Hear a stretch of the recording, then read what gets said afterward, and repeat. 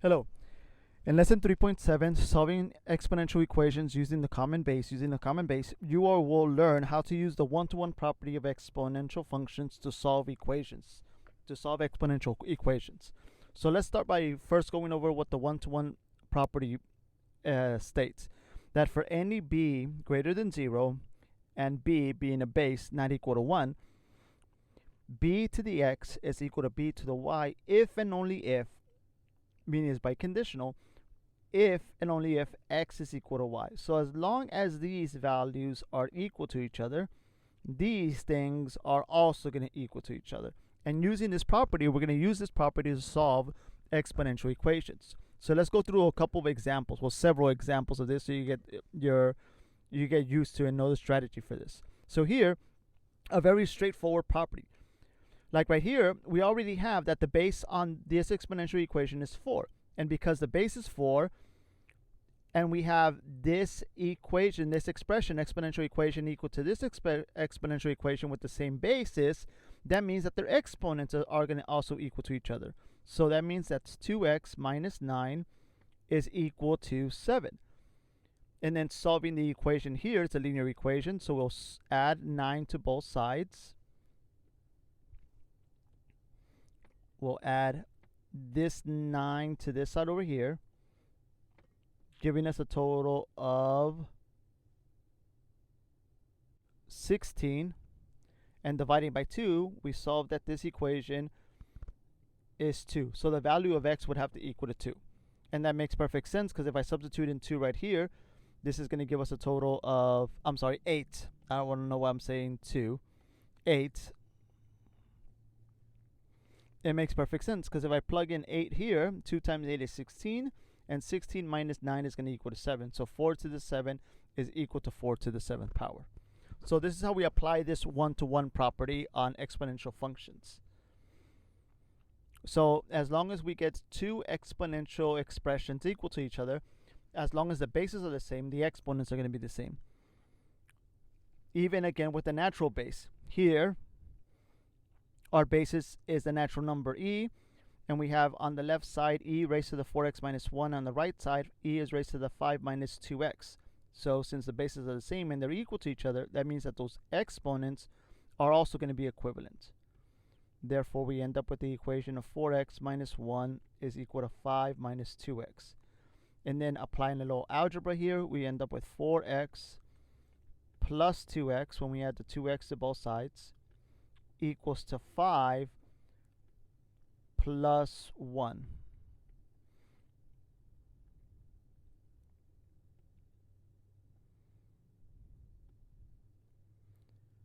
And therefore, we end up now with 6x equals to 6. And dividing by 6, we end up that the solution to this equation is 1.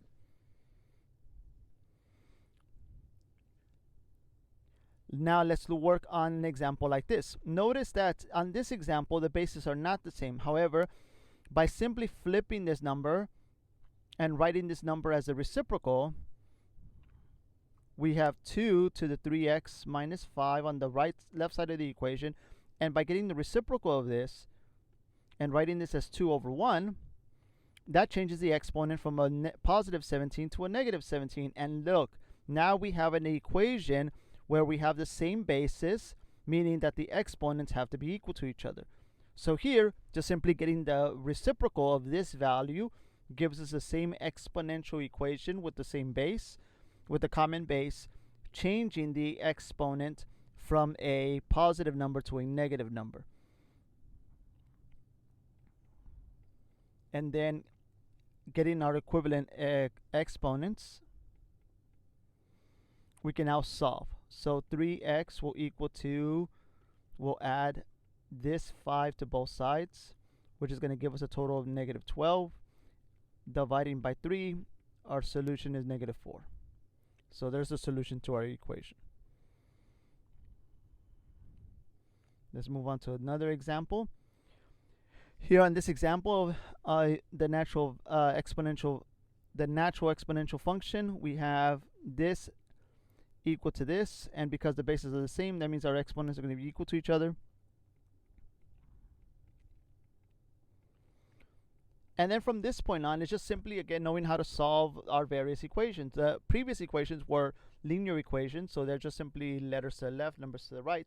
Here, because we have a quadratic equation, we want to get this quadratic equation equal to 0. Any polynomial equation has to be equal to 0.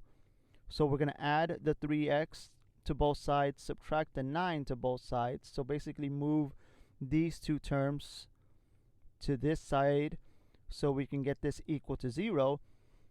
And now we can solve for our equation by using factorization or the quadratic formula.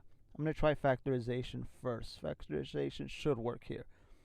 And the factors of a negative 9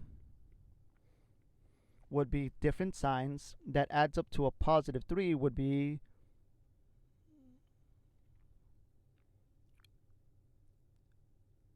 three and doesn't work out. This is unfactorable, so let me make a correction here. Let's fix this. Let's make this 8. I might have meant to make this an 8 instead of a 3,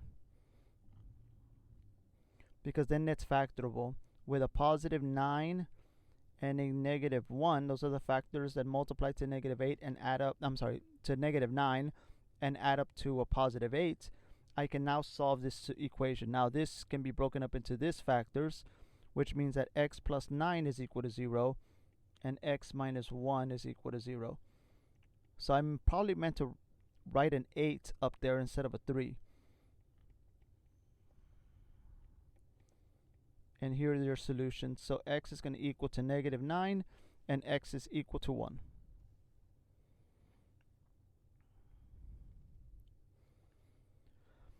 Now, for a situation where the bases are not the same, like in this example right here, it's simply manipulating our number, this bigger number here, so it matches up to this base right here. So it's important, again, that we know our powers and know our multiplication.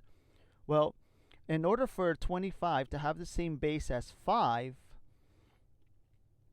I have to figure out to what power I can raise 5 to equal to 25. And that would obviously be 5 to the second power. So making the substitution and replacing this with 5 to the second power, I have an exponential equation with common basis. So I can now use the one-to-one property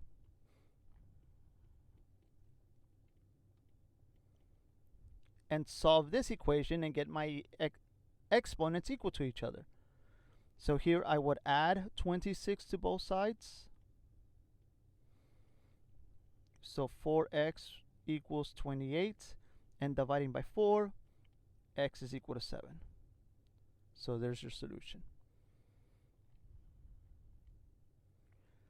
Now, if I have a number again in the denominator, I have a reciprocal 1 over 64, the first thing I want to do is flip that number. So I want to flip this number and write this value as 64 to the negative 1 power. Now with that, I want these two bases to be the same. I want 64 and 4 to be the same base. Well, I'm going to try to find, again, a factor of this smaller number of 4 and see what I could raise 4 to equal to 64. Well, I know 4 to the second power is equal to 16, and 4 to the third power will multiply another 4, which is going to end up equaling to 64. So if I make that substitution and replace this with 4 to the third power, and then raise it again, that's being raised to the negative 1 power. Let me put this in. And because of this exponent, that's now being raised to the negative 1 power. So 64 was replaced with 4 to the third power. And since 64 was raised to the negative 1 power, this is now going to be raised to the negative 1 power.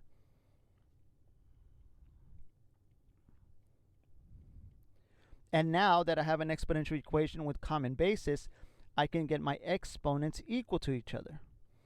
But before I do that, remember that this is a power of a power. So I can simplify that by multiplying these two exponents together.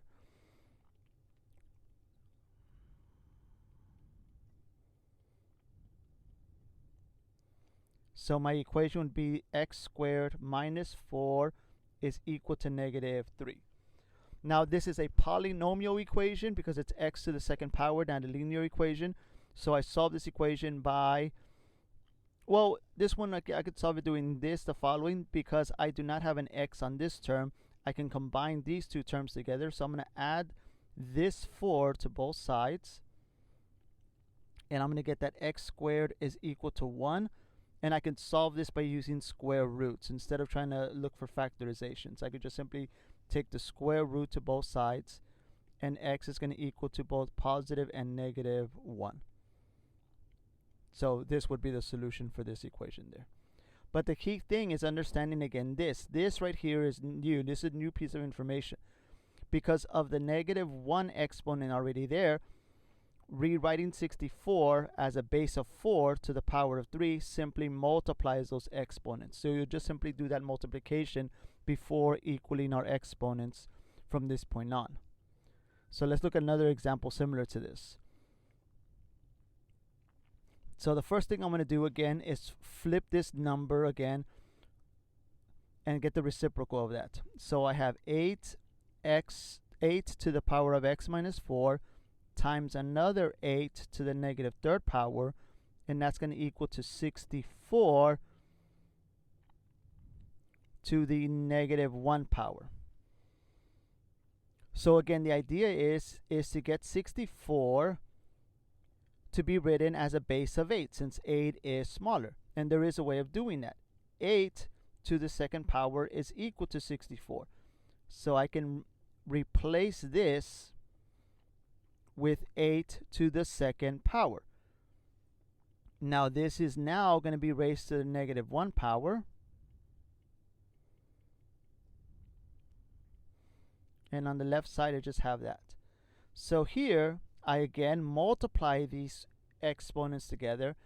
And on the right side, because I'm multiplying two powers with the same base, remember I simplify that by adding those exponents.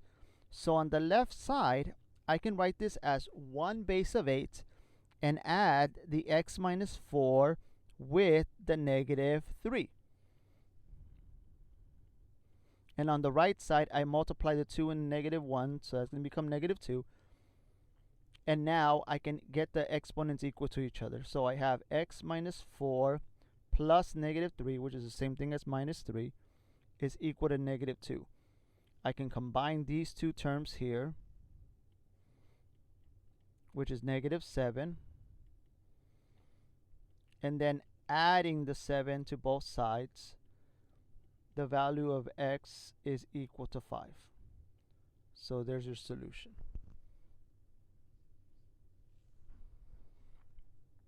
Let's do one more example similar to this. So here,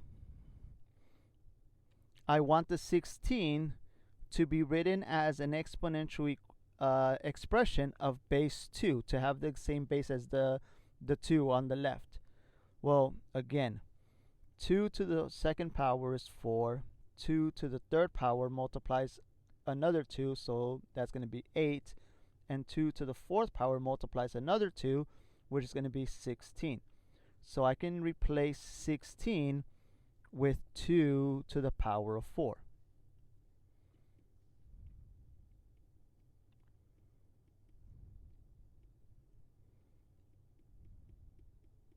And this is what I now have. Now again, remember your exponential rules. If I'm multiplying two exponential powers, and they have the exact same base, which in this case they do, they have 2, I can simplify this by adding the exponents together.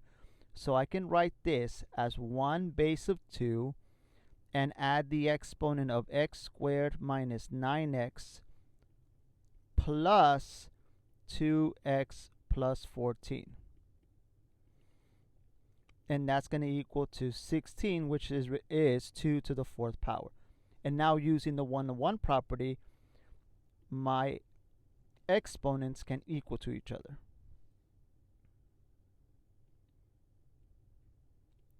So let me move this a little bit over, as well as this. And let me write my equation. So I have x squared plus minus 9x plus 2x plus 14 equals 4. Combining these two values here, that's going to give us negative 7x. And subtracting, moving this over here, makes that into a negative 4.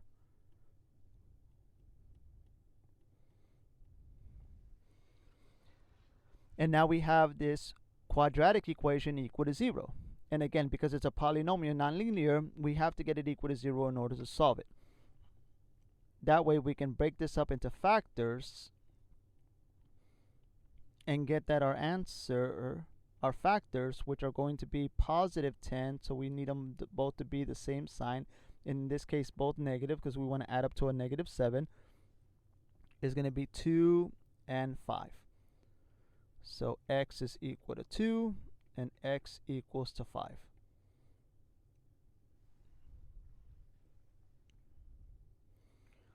Okay.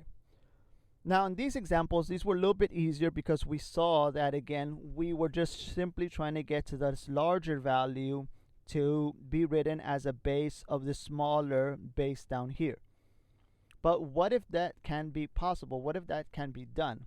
For example, like right here, 49 cannot be raised to a power of 2 or 3 to get this equal to 343. 49 to the second power is going to be greater than 343, and 49 to the third power is even bigger than that. So there's no power to 49 that's going to equal to 343, at least no integer factor, integer power, no positive whole number power. Okay, that's going to give us this. So what do? Well, we look for a number that we can raise it to give us 49 and 343. So we're looking for a base that can be raised to one power, to the second power, third power, that gives us 49, and then that same base raised to a different power that also equals to 343. This is where, again, where our multiplication is going to be really handy, and knowing what our multiplication are and our multiplication tables is going to come in handy. So for example, like 49, I know that 7 to the second power is equal to 49. So if I multiply another 7 to that, 7 to the third,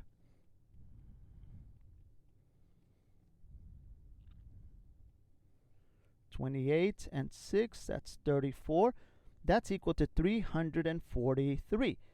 So 7 is the base that can be raised to the second and third power to give us these respective numbers right there. So I'm going to use that information. Let me move this over to do that substitution. So I'm going to replace this with 7 to the second power, and I'm going to replace this with 7 to the third power. Now remember that this is already being raised to this power right there. So what we're going to end up doing is multiplying 3 with 2x minus 4 on the left side, and we're going to multiply the 2 with the negative x minus 4, because again we have a power of a power. So this becomes 7 to the 6x minus 24 and 7 to the negative 2x minus 8. Now we can get our equation, our exponents equal to each other, because we have an exponential equation with our bases being the same, with the same base. So 6x minus 24 equals negative 2x minus 8. So adding the 2x to both sides, we get 6x plus 2x equals, adding the 24 to this side, we end up with 24 minus 8, And combining the left side, we end up with 8x. Combining the right side, we end up with 16. And then dividing by 8, we end up with 2. So this is our solution. So for these examples, it's going to be really important, again, that we do some critical thinking, and again, look for a base that could be raised to a power to give us, again, in this situation, 49 and 343. So again, knowing your multiplication is going to be really important here. And trying, again, different values. Let's do another one, like right here. 8. 8 to 128 is not going to work, all right? Trying to write this as an exponential equation as a base of 8, I believe does not work. 8 to the second power is equal to 64. 8 to the third power will simply multiply that answer with another 8. So let's see, 64 times 8. That is going to be 48, 50. So no, we get 508, so there's no way. So there's no way to get 8 to become 128. So we have to find a different number that can be raised to a power to get 8 and then raised to a different power to get 128. Well, since both numbers are even, let's try 2. Again, 2 to the second power is equal to 4. 2 to the third power is equal to 8. 2 to the fourth power is 16. 2 to the fifth power is 32. 2 to the sixth power is equal to 64. And then 2 to the 7 is equal to 128. So this is gonna be the number 2. 2 is gonna be the common base among 8 and 128.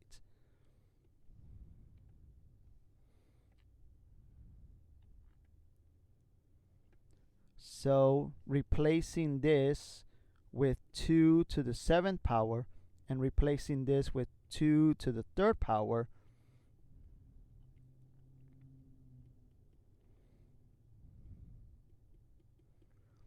we found the common base. Now, using our power to power property, we'll multiply our exponent here, and we'll multiply 7 with this exponent there, and we end up with 2 to the 6 minus 3x is equal to 2 to the 7x plus 21. So 6 minus 3x equals 7x plus 21. Subtracting this 7x from both sides, we end up with negative 3x minus 7x equals, we're going to subtract the 6 from both sides, negative 6 plus 21. Combining our terms, we end up with negative 11x is equal to positive 15. Oh, this is 10. I'm sorry, not 11, 10. So x would end up equaling to negative 15 divided by 10, which reduces by the common factor of 5 to negative 3 over 2. So there's our solution.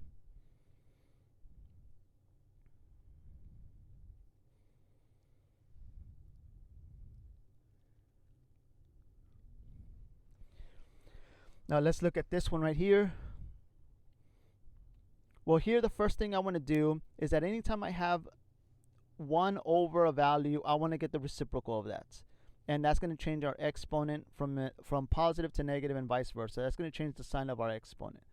So let me just start by rewriting this. So we have 4 to the x plus 3 is equal to 32 to the negative 3 times 2 to the negative x.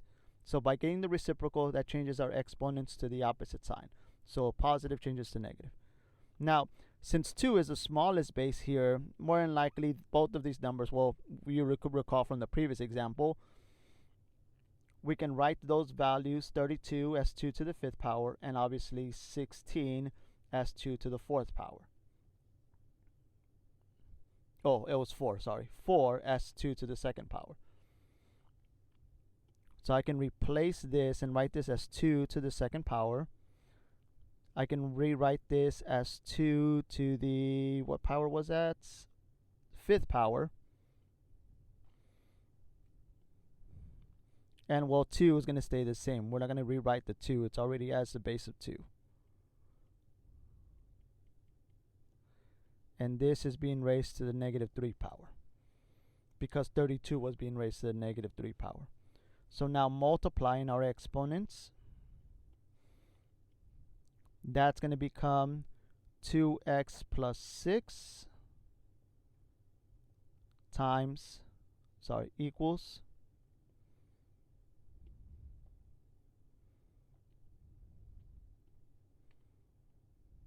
let me do it over here. So 2 to the 2x plus 6 equals 2 to the negative 15 power times 2 to the negative x power. And again, just like the previous examples, because we're multiplying these two exponential expressions with the same base, I can rewrite this as 1 base of 2 by adding the exponents. And adding negative 15 with a negative x is negative 15 minus x.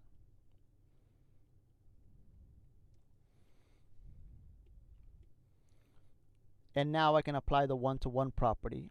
And 2x plus 6 equals negative 15 minus x. And then it's just simply solving our equation using our inverse operation rules.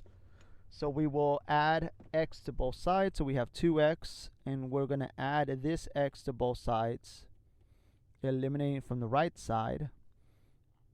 And we're going to subtract this 6 from that side and the right side. And then we can combine like terms on the left, combine like terms on the right, and divide by 3, and we get negative 7.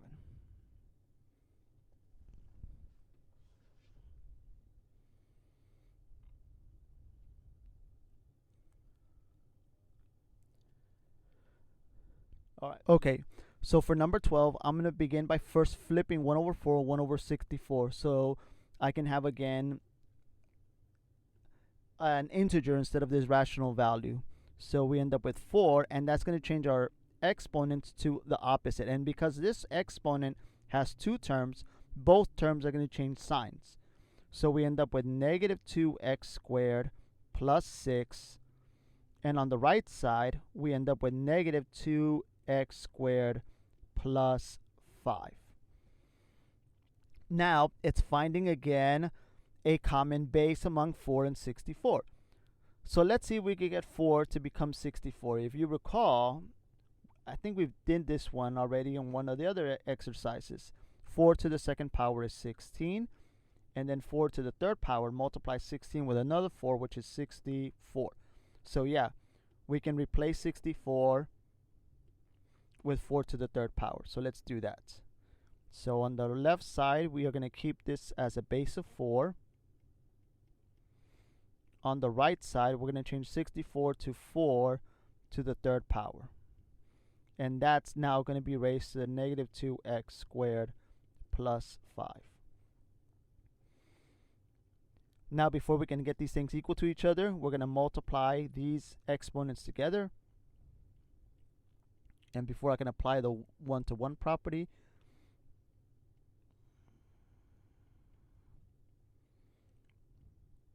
I'm going to multiply negative 2x squared plus 3 with negative 2x squared plus 5 with 3 to get negative 6x plus 15.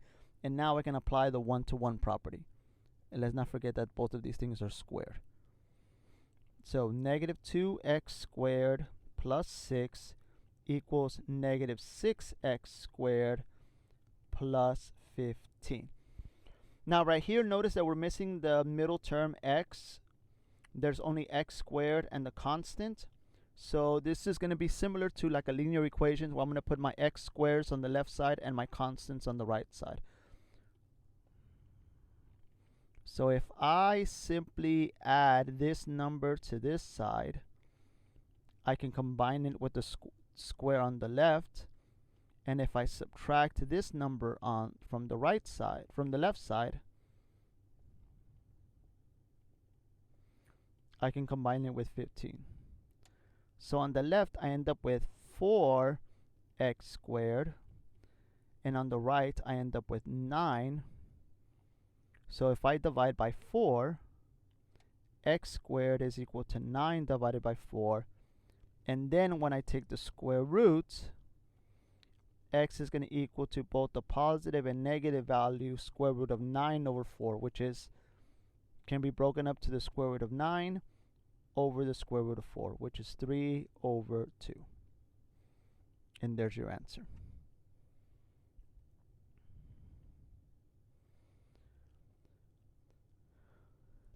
All right, so for number 13, we have 36, 6, and 216. It kind of looks already set up for me to figuring this out. It looks like 6 would be the smallest base. And we know already that 6 to the second power is in fact 36. So we know we could do that substitution here.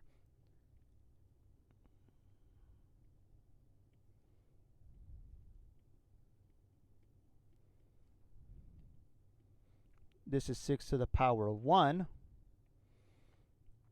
And 216 raised to the third power. Well, let's see.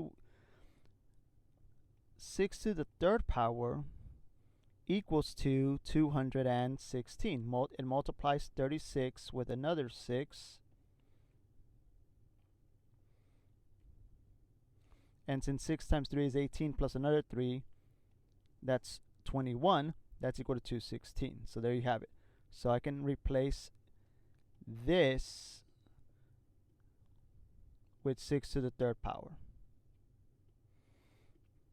And since we're raising it, and since 216 was raised to the third power, now 6 to the third can also be raised to the third power.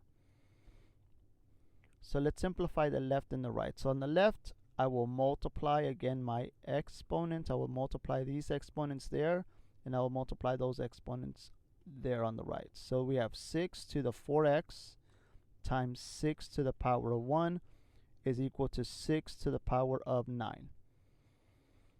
And again, because I'm multiplying these powers here, I can simplify this and condense it to one base of 6 by adding the exponents of 4x plus 1.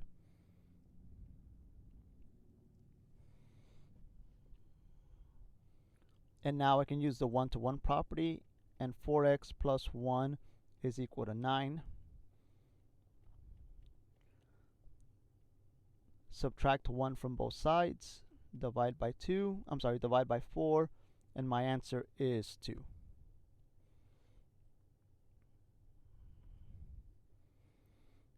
Just got a couple more to go. All right, so let's look at this one. This is 125 to the x minus 2 power. I'm going to flip this one, the 1 over 25, and that makes my exponent from a positive 1 to a negative 1. Well, let's see what 25 to the second power is. 25 to the second power is equal to 625. So that's not going to equal to 125. So we cannot make 25 the base. So we have to find a smaller number to make and use a smaller number as the base. So we can get 25 and 125. So let's try 5.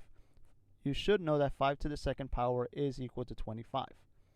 Now let's see what 5 to the third power is. Well, 5 to the third power, simply multiply 25 with another 5, which is 125. So using the base of 5 using 5 as our base using 5 will be our common base. That's what I meant to say. Sorry, I got a little tongue-tied there. So this would be 5 to the third power, and this is 5 to the second power.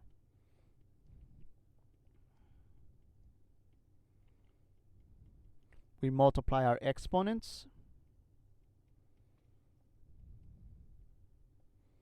And now we can use our one-to-one property.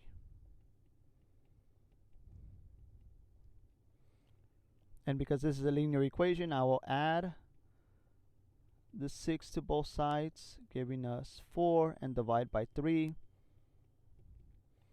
And we end up with the fraction of 4 over 3.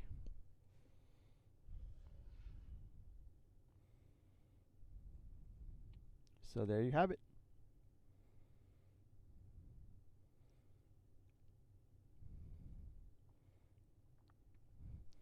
So again, start by first flipping anything that's under 1. So 16 is being raised to the power, 1 over 16 is being raised to the power of 1. So 16 will be raised to the negative 1 power.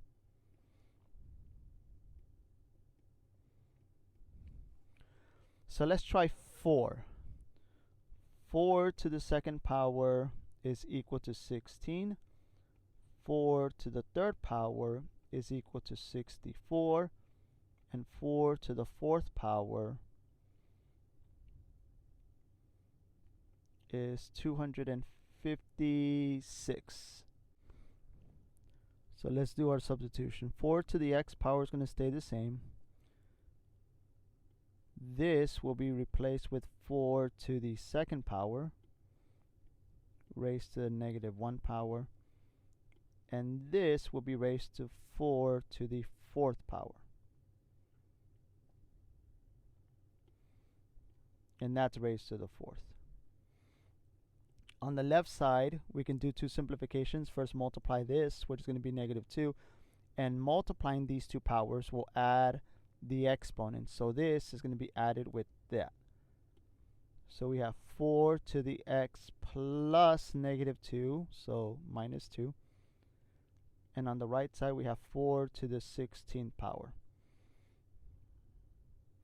Now using our 1-to-1 property, x minus 2 equals 16, so x equals 14. No, sorry, 18. We're going to add 2 to both sides. So x equals 18. And finally, our last example.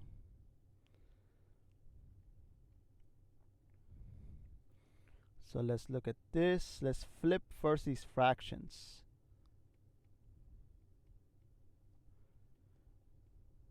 That's going to change our exponents to negative 3x for the 64. And that's going to change our exponent for 8 to negative 5x squared.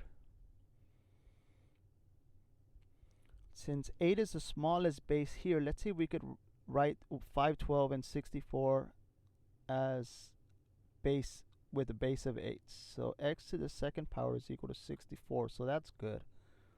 But what's 8 to the third power? That is 512, so we can. So replacing this with 8 to the third equals, replace this with 8 to the second,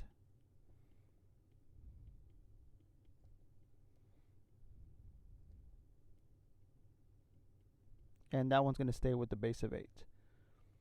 So on the left side, we're going to multiply the 3 and the x squared. So that's going to be that. On the right side, we're going to multiply these two together. So that's going to become negative 6x. And because we are multiplying these two powers, we can add those exponents. So 8 to the negative 6x plus negative 5x squared looks like that. And now we can use our 1-to-1 property. So 3x squared equals negative 6x minus 5x squared. This one, we'll have to move everything to the right side because this is not a constant. So we'll add the 5x squared with the 3x squared and add the 6x. So we can get this equal to 0. And we end up with a total of 8x to the second power plus 6x equals to 0. Now remember, for this particular type of quadratic, the way that we do this one is by factoring, by using the greatest common factor. Since the 8 and the 6 have a common factor of 2, and both terms have a common factor of x, they both have at least one x, I can factor out a 2x from both of them. You really don't have to factor out the 2, but you definitely need to factor out the x. If you don't factor out the 2, you'll be fine. You'll still get the same answer. But they do have a common factor of x, so you have to factor that out for sure.